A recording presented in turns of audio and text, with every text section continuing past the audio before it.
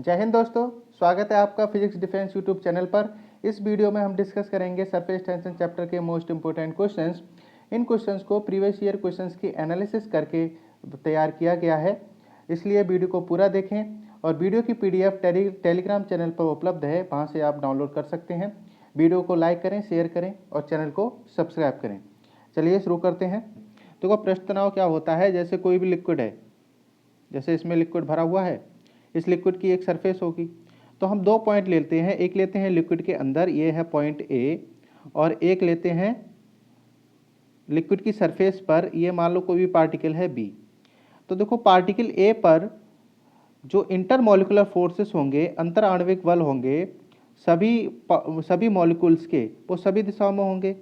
इस मॉलिक्यूल ए पर जितने भी मॉलिक्यूल फोर्स लगा रहे हैं आसपास के, वो सभी दिशाओं में लगा रहे हैं। तो ए पर जो नेट फोर्स हो गया है, कुल आरोपित बल कितना हो गया है? 0 हो गया है। लेकिन अगर इस पार्टिकल बी की बात करो, तो पार्टिकल अगर बी की तुम बात करोगे, पार्टिकल अगर बी की बात की जाए तो बी पे क्या है? बी पे साइड में फोर्स लग रहा है और नीचे की तरफ भी मॉलिक्यूल है, नीचे की तरफ भी फोर्स लग रहा है। लेकिन ऊपर की तरफ बी पर कोई फोर्स नहीं लग रहा है, क्योंकि ऊपर की तरफ कोई लिक्विड मॉलिक्यूल है ही नहीं। तो अगर ऊपर की तरफ कोई फोर्स नहीं है, तो इस मॉलिक्यूल बी पर नेट फोर्स जो लग रहा है, कुल बल, वो 0 नहीं है। अगर बी पर जो नेट फोर्स है, जो कुल बल है, वो 0 नहीं है, इसका क्या मतलब है? इसका ये मतलब है कि इस पर नेट फोर्स 0 नहीं है, मतलब ये स्टेबल नहीं है। अगर किसी बॉडी पे नेट फोर्स 0 होता है तो वो स्टेबल होती है। स्टेबल मतलब वो स्थिर होती है। लेकिन इस पे नेट फोर्स 0 नहीं है, तो ये स्टेबल नहीं है। अगर ये मॉलिक्यूल स्टेबल नहीं है, इसके पास, मतलब इसके पास ज़्यादा एनर्जी है, इसके पास हाई एनर्जी है, इसके पास हाई एनर्जी है, क्योंकि ये स्टेबल नहीं है। तो लिक्विड की यही प्रॉपर्टी है कि उसके जो सरफेस पे मॉलिक्यूल होते हैं वो कम स्टेबल होते हैं। लिक्विड की सरफेस पर, द्रव की सतह पर जो भी अणु होते हैं, जो भी अणु होते हैं, वो कम स्टेबल होते हैं। अब अगर कम स्टेबल होने के कारण इनके पास ज़्यादा एनर्जी होती है, तो ज़्यादा एनर्जी होने के कारण ये लिक्विड अपनी सरफेस को कम करने की कोशिश करता है। मीन्स ऐसे समझते हैं, देखो लिक्विड का सरफेस एरिया जितना ज़्यादा होगा, लिक्विड का सरफेस एरिया जितना ज़्यादा होगा, उसकी सरफेस पे उतने ज़्यादा पार्टिकल्स होंगे, तो उतनी ज़्यादा उसकी सरफेस एनर्जी होगी और उतनी ज़्यादा उसके पास अनस्टेबिलिटी होगी, अस्थिरता होगी। तो लिक्विड क्या करता है? लिक्विड अपने सरफेस एरिया को कम करने की कोशिश करता है। जब उसका सरफेस एरिया कम होगा, जब उसका क्षेत्रफल कम होगा, सतह का क्षेत्रफल कम होगा, तो कम मॉलिक्यूल उसकी सरफेस पे होंगे, तो उसकी एनर्जी क्या होगी? कम होगी। और उसकी एनर्जी कम होगी तो इसकी स्टेबिलिटी बढ़ेगी। और हर कोई मॉलिक्यूल ज़्यादा स्टेबल होना चाहता है, इसलिए लिक्विड ज़्यादा स्टेबिलिटी प्राप्त करने के लिए अपने सरफेस एरिया को कम करने की कोशिश करता है। इसलिए सरफेस एरिया को कम करने के लिए लिक्विड अपना अपना जो आकार है वो स्फेरिकल बना लेता है, वो एक गोलाकार बना लेता है। इसलिए जो पहले का जो सही आंसर हो जाएगा वो हो जाएगा बी। चलते हैं नेक्स्ट क्वेश्चन पर। नेक्स्ट क्वेश्चन जो हमसे पूछा जा रहा है वो है, potential energy of a molecule on surface of liquid is as compare to another molecule inside of the liquid. Liquid की सतह पर कोई भी अगर एक मॉलिक्यूल है, उसकी एनर्जी, पोटेंशियल एनर्जी, और लिक्विड के अंदर जो मॉलिक्यूल है उसकी पोटेंशियल एनर्जी, दोनों को कंपेयर करो। तो अभी मैंने बताया है कि लिक्विड की सरफेस पर जो भी मॉलिक्यूल होगा, उस पर नेट फोर्स अप्लाई जो होगा वो 0 नहीं होगा, वो 0 नहीं होता है। लेकिन लिक्विड के अंदर जो मॉलिक्यूल है उस पर नेट फोर्स 0 होता है। इसलिए लिक्विड की जो सरफेस पे जो मॉलिक्यूल होता है उसकी एनर्जी ज़्यादा होती है, उसकी पोटेंशियल एनर्जी ज़्यादा है। तो इसका जो सही आंसर हो जाएगा वो हो जाएगा ए। चलते हैं क्वेश्चन नंबर 3 पर। क्वेश्चन नंबर 3 में है, surface tension of liquid is independent of the. Surface tension किस पे डिपेंड नहीं करता है? ये बहुत इंपॉर्टेंट क्वेश्चन है, सही से देखना। देखो सरफेस टेंशन किस पे डिपेंड नहीं करता है ये बताना है। तो टेम्परेचर ऑफ लिक्विड, टेम्परेचर पे डिपेंड करता है सरफेस टेंशन। और कैसे करता है ये याद रखो, सरफेस टेंशन इनवर्सली प्रोपोर्शनल होता है टेम्परेचर के, तापमान के। टेम्परेचर बढ़ने पर सरफेस टेंशन कम हो जाता है। अब ऐसा क्यों होता है? ऐसा इसलिए होता है क्योंकि सरफेस टेंशन किसकी वजह से? सरफेस टेंशन है लिक्विड के मॉलिक्यूल के बीच में जो फोर्स लगते हैं उसकी वजह से। अब टेम्परेचर बढ़ने के कारण लिक्विड के जो मॉलिक्यूल्स होंगे उनकी वेलोसिटी बढ़ जाती है, उनकी काइनेटिक एनर्जी बढ़ जाती है और उनके बीच में जो कोहेसिव फोर्स लग रहे हैं वो कम हो जाते हैं और इन कोहेसिव फोर्स कम होने के कारण सरफेस टेंशन कम हो जाता है। इसलिए तापमान बढ़ाने के साथ सरफेस टेंशन कम होता है। देखते हैं दूसरा ऑप्शन है area of the liquid surface. देखो surface tension area of liquid surface पे डिपेंड नहीं करता है, सरफेस टेंशन एरिया पे डिपेंड नहीं करता है, सरफेस टेंशन एरिया पे डिपेंड नहीं करता है। सी है nature of liquid, nature of liquid पे ये डिपेंड करता है। And impurity present in liquid, अशुद्धि पर भी डिपेंड करता है। जितनी ज़्यादा इम्प्योरिटी हम इसमें मिला देंगे सरफेस टेंशन वैसे वैसे चेंज होगा। आगे क्वेश्चन है इससे रिलेटेड तो देखेंगे वहाँ पे। तो इसका जो सही आंसर हो जाएगा वो हो जाएगा बी। 3 का जो सही आंसर होगा वो होगा B, area of liquid surface. चलते हैं नेक्स्ट क्वेश्चन पर। नेक्स्ट क्वेश्चन में है the rise of liquid in capillary does not depends on. Capillary जो केस नली में है, लिक्विड का जो राइज होता है, लिक्विड ऊपर जो चढ़ता है, वो उसकी जो हाइट है वो कौन कौन से फैक्टर्स पे डिपेंड करती है, कौन से पे नहीं करती है। तो हाइट का फॉर्मूला हम देख लेते हैं। हाइट का फॉर्मूला होता है 2t cos theta divided by R rho g. ये होता है हाइट का फॉर्मूला। तो हाइट किस किस पे डिपेंड कर रही है? सबसे पहले तो सरफेस टेंशन पे डिपेंड कर रही है, ये है एंगल ऑफ कांटेक्ट पे डिपेंड कर रही है, इसकी रेडियस पे डिपेंड कर रही है, इस ट्यूब की त्रिज्या पे डिपेंड कर रही है, लिक्विड की डेंसिटी पे डिपेंड कर रही है और ग्रेविटी पे डिपेंड कर रही है। इतने फैक्टर्स पे डिपेंड कर रही है। अब देख लेते हैं ऑप्शन। ऑप्शन में दिया है कि डिपेंड नहीं करती है। ऑप्शन ए में दिया है स्पर्श कोण पर, तो स्पर्श कोण पर डिपेंड ये करती है थीटा पे। दूसरा दिया है डेंसिटी ऑफ लिक्विड, तो डेंसिटी ऑफ लिक्विड पे भी डिपेंड करती है। अब देखो यहाँ पे स्पर्श कोण बढ़ने पर हाइट बढ़ेगी, हाइट घटेगी। स्पर्श कोण बढ़ाने पर हाइट घटेगी, क्योंकि स्पर्श कोण अगर बढ़ेगा तो cos थीटा 90 तक क्या होगा, घटेगा, तो हाइट क्या होगी, घटेगी। अब डेंसिटी ऑफ लिक्विड अगर बढ़ाई जाए, अगर हम घनत्व बढ़ाएंगे, द्रव का घनत्व बढ़ाने पर हाइट क्या होगी, कम हो जाएगी। रेडियस ऑफ कैपिलरी, यही है, रेडियस ऑफ कैपिलरी बढ़ाने पर हाइट क्या होगी, फिर कम होगी। लेकिन एटमॉस्फेरिक प्रेशर पे डिपेंड नहीं करती, तो इसका जो सही आंसर हो जाएगा फोर्थ का, वो हो जाएगा डी। चलते हैं नेक्स्ट क्वेश्चन पर। नेक्स्ट क्वेश्चन सेम है, सेम उससे कैपिलरी का है। Height of liquid in fine capillary tube. Capillary tube में लिक्विड की ऊंचाई। ऑप्शन ए है increase with increase in density of liquid. Density of liquid increase करने पे हाइट इंक्रीज होती है, ऐसा नहीं है, डेंसिटी के इन्वर्सली प्रोपोर्शनल होती है ये। तो डेंसिटी इंक्रीज करेंगे तो हाइट कम हो जाएगी, तो पहला गलत हो गया। Be decrease with increase in diameter of tube. अगर डायमीटर ऑफ ट्यूब को इंक्रीज किया जाए तो हाइट डिक्रीज करेगी। हाँ, ऐसा बिल्कुल सही है, क्योंकि H into R equal to constant होता है किसी भी लिक्विड के लिए। तो H क्या है, हाइट है, R क्या है, रेडियस है। तो अगर रेडियस बढ़ाएंगे तो हाइट क्या होगी, कम होगी। C decrease with increase in surface tension. Surface tension को इंक्रीज करेंगे तो ऊंचाई क्या होगी, बढ़ेगी, ना कि घटेगी। तो इसका जो सही आंसर हो जाएगा वो हो जाएगा बी। अगर हम डायमीटर बढ़ाएंगे या फिर त्रिज्या बढ़ाएंगे तो ओकेशनली की जो ऊंचाई होगी वो घट जाती है। नेक्स्ट क्वेश्चन क्या है, जब किसी भी साबुन के बुलबुले को आवेशित किया जाता है तो क्या होता है। देखो साबुन के बुलबुले के अंदर एक्सेस प्रेशर, आधिक्य दाब कितना होता है, आधिक्य दाब होता है 4T/R। वेयर आर क्या है, इसकी त्रिज्या है, इसकी रेडियस है, और टी क्या है, सरफेस टेंशन है। तो हमसे क्वेश्चन पूछा गया है कि अगर इसे हम आवेशित कर दें, तो इसका साइज, आकार क्या होगा, बढ़ेगा, घटेगा, समान रहेगा। अब देखो अगर हम आवेशित करेंगे तो अगर आवेशित करने से क्या होगा, जो सेम चार्ज होगा वो क्या करेगा, रिपेल करेगा, और रिपेल करने के कारण इसका जो आकार हो जाएगा वो बढ़ जाएगा। ठीक है, तो इसका एरिया इस तरह से इसका एरिया बढ़ जाएगा। तो इसका जो सही आंसर हो जाएगा वो हो जाएगा बी, इट एक्सपेंड्स। इसका आकार बड़ा हो जाता है ड्यू टू चार्ज रिपल्सन। अगर इसे नेगेटिव चार्ज दिया जाता, तो अगर इसे हम नेगेटिव चार्ज देते फिर भी इसका आकार बड़ा हो जाता। क्यों? क्योंकि नेगेटिव चार्ज भी आपस में क्या करता, रिपेल करता, प्रतिकर्षित करता है। चलते हैं नेक्स्ट क्वेश्चन पर। नेक्स्ट क्वेश्चन है,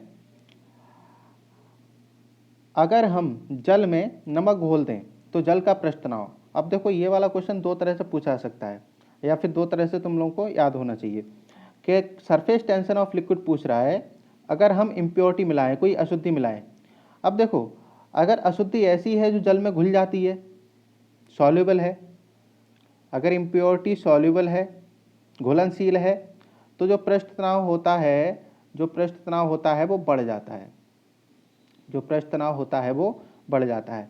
अगर अशुद्धि ऐसी मिलाएंगे जो इनसॉल्युबल है, अगर अशुद्धि हम ऐसी मिलाएं जो इनसॉल्युबल है, तो जो पृष्ठ तनाव होता है वो घट जाता है।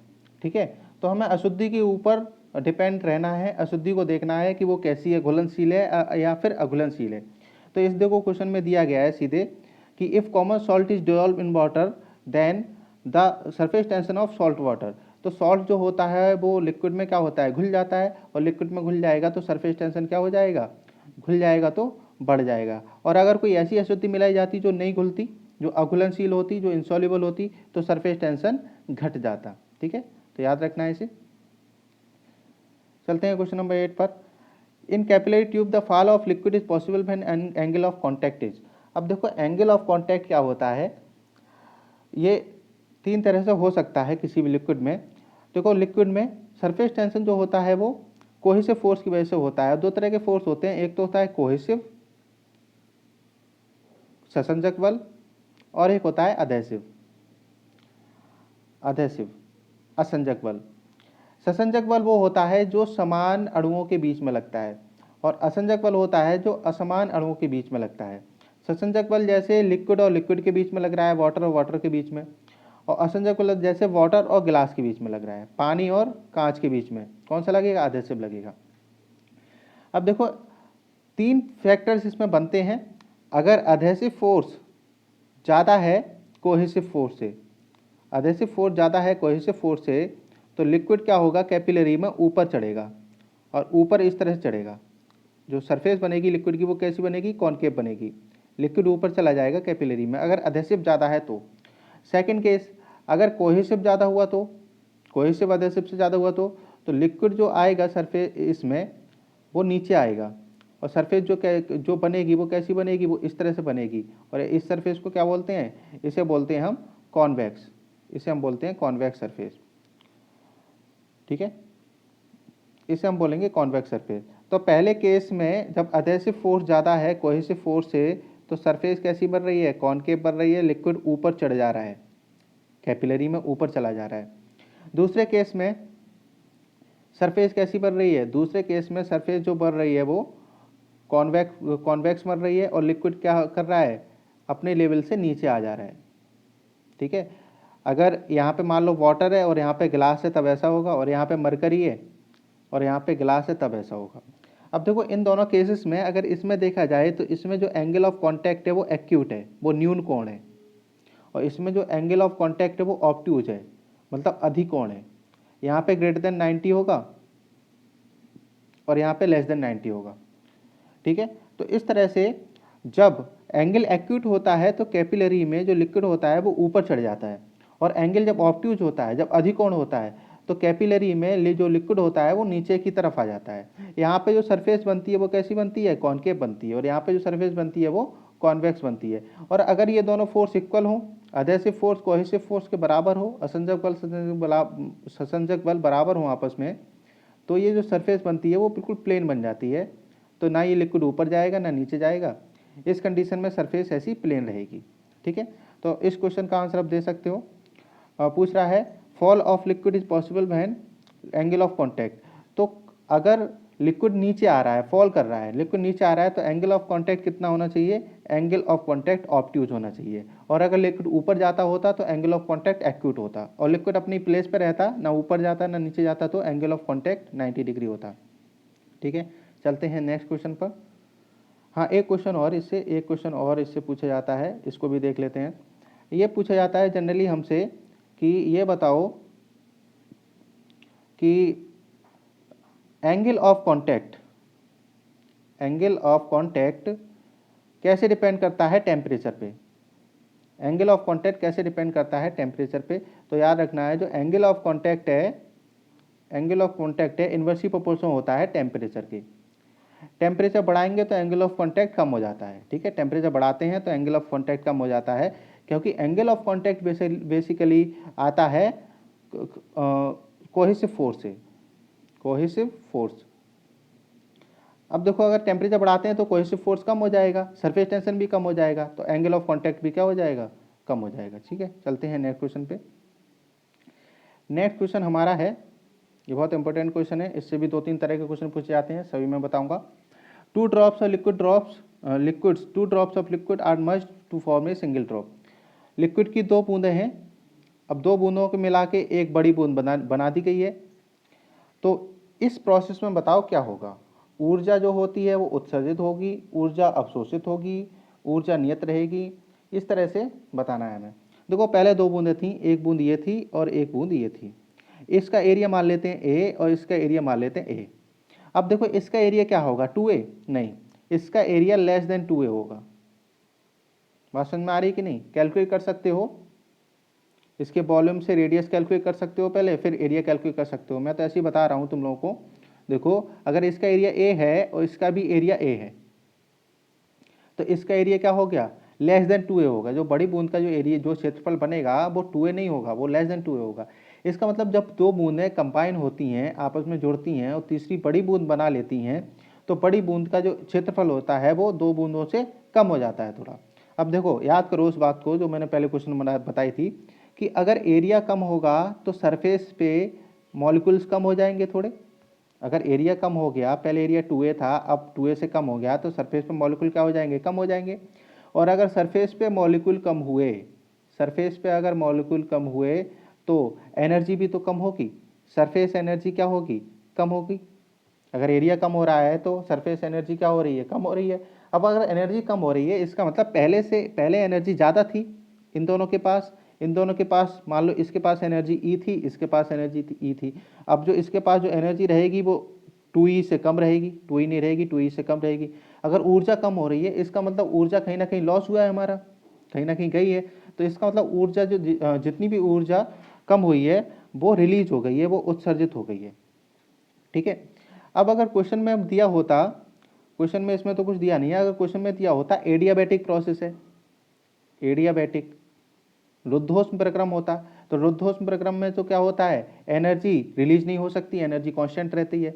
तो अगर 2 बूंद मिला के एक बड़ी बूंद बनाती और ये एडियाबैटिक प्रोसेस होती, रुद्धोष्म प्रक्रम होता, तो इस की जो एनर्जी होगी वो क्या हो जाएगी, कम हो गई। तो इसकी एनर्जी कम होने के साथ साथ इसका टेम्परेचर भी क्या हो जाएगा, कम हो जाएगा, डिक्रीज हो जाएगा। ठीक है, तो टेम्परेचर का भी क्वेश्चन पूछा जा सकता है कि 2 बूंद अगर मिलके एक बड़ी बूंद बनाए तो बताओ तापमान क्या होगा, तापमान घट जाएगा। अब अगर इस तरह का क्वेश्चन पूछा जाएगा कि मान लो 100 बूंदें हैं, 100 ड्रॉप्स मिलके एक बड़ी बूंद बना लेती हैं, तब बताओ एनर्जी क्या होगी, एनर्जी रिलीज होगी। टेम्परेचर क्या होगा, टेम्परेचर घटेगा। और अगर इसका उल्टा क्वेश्चन पूछा जाए कि अगर एक बड़ी बूंद को 100 छोटी छोटी बूंदों में तोड़ दिया जाए तो एनर्जी क्या होगी। अब एनर्जी हमें देनी पड़ेगी क्योंकि इसकी ऊर्जा कम है और इसकी ऊर्जा ज़्यादा हो जाएगी। तो अब एनर्जी हमें क्या करनी पड़ेगी, देनी पड़ेगी। अगर हम एक बड़ी बूंद को बहुत सारी छोटी छोटी बूंदों में तोड़ें तो हमें एनर्जी देनी पड़ेगी, और इस कंडीशन में जो टेम्परेचर होगा इसका वो बढ़ेगा। ठीक है, तो इस तरह से क्वेश्चन को याद रख सकते हो तुम। चलते हैं नेक्स्ट क्वेश्चन पर। नेक्स्ट क्वेश्चन में कह रहा है कि what change in the surface energy will be notice when a drop of radius R split into 1000 drops of radius R. ठीक है, एक ड्रॉप है रेडियस आर की और इसे तोड़ के 1000 ड्रॉप बना दी जाती हैं रेडियस आर की।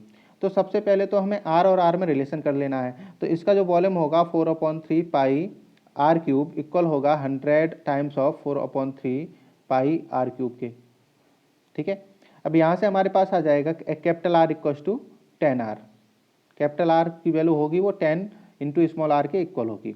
अब देखो क्या करते हैं, देखो सरफेस टेंशन का फॉर्मूला क्या होता है, सरफेस टेंशन का फॉर्मूला होता है फोर्स बाय लेंथ, ये फॉर्मूला याद रखना। और सरफेस टेंशन का एक और फॉर्मूला होता है, ये होता है energy by area, energy by area. या फिर तो सरफेस टेंशन का formula force applied per unit length होता है, या फिर change in energy by change in area होता है। तो इसमें हमसे चेंज इन एनर्जी पूछा है कि एनर्जी कितनी चेंज होगी। तो एनर्जी जो चेंज होगी उसका फॉर्मूला क्या हो जाएगा, एनर्जी हो जाएगा surface tension into change in area. Clear, energy का जो फॉर्मूला हो जाएगा वो हो जाएगा surface tension into change in area. अब देखो, अगर एक छोटी बूंद को 1000 बूंद पे तोड़ दिया जाएगा, एक छोटी बूंद को एक बड़ी बूंद को तोड़ा जाता है छोटी छोटी बूंदों पे, तो एरिया क्या हो जाएगा, बढ़ जाएगा। तो चेंज इन एरिया हम निकालेंगे कैसे, चेंज इन एरिया हम निकालेंगे A2 माइनस A1। इस फॉर्मूले का यूज करके हम चेंज इन एरिया को कैलकुलेट कर सकते हैं। अब देखो A2 क्या है, A2 बाद वाले एरिया है, तो T इंटू बाद वाले एरिया कितना हो जाएगा, 1000 इंटू 4 पाई आर स्क्वायर। यहाँ पे लिख लेते हैं, देखो इधर से ई इक्वस टू कितना हो गया, ये हो गया ई बराबर हो गया tension into A2 by A2 minus A1, ये हो गया। अब देखो ये कितना हो गया, ये हो गया tension, surface tension into A2 कितना है, A2 है 1000 into 4 pi R square minus 4 pi capital R square. ठीक है, बाद वाले एरिया ज़्यादा होगा इसलिए हमने बाद वाले में से पहले वाले को माइनस करने की कोशिश की है। अब देखो आर की वैल्यू कितनी है, आर की वैल्यू है, स्मॉल आर की वैल्यू है कैपिटल आर बाई 10, तो ये हो जाएगा T into 1000 4 pi R square by 100, क्योंकि हमने स्मॉल आर की वैल्यू रख दी है कैपिटल आर बाई 10, तो आर स्क्वायर कितना हो जाएगा, R square by 100 minus 4 pi R square. अब इसे सॉल्व कर सकते हो, इस 100 से ये 2 जीरोज कट गए, ये कितना आ गया, ये 40 पाई आर स्क्वायर आ गया, ये 10 इंटू 4 40 पाई आर स्क्वायर, अब 40 पाई आर स्क्वायर माइनस 4 कितना हो जाएगा, 4 पाई आर स्क्वायर, तो ये हो जाएगा 36 pi R square T, 36 pi R square T, तो इतनी आंसर हो जाएगा। तो ऐसा कौन सा आंसर है, ऐसा ऑप्शन है सी, तो इसका जो करेक्ट आंसर हो जाएगा वो हो जाएगा सी। तो ये थे सरफेस टेंशंस के मोस्ट इंपोर्टेंट क्वेश्चंस। मैंने हर किसी क्वेश्चन को डिस्कस करने की कोशिश की है। मिलते हैं नेक्स्ट वीडियो में। थैंक यू, जय हिंद।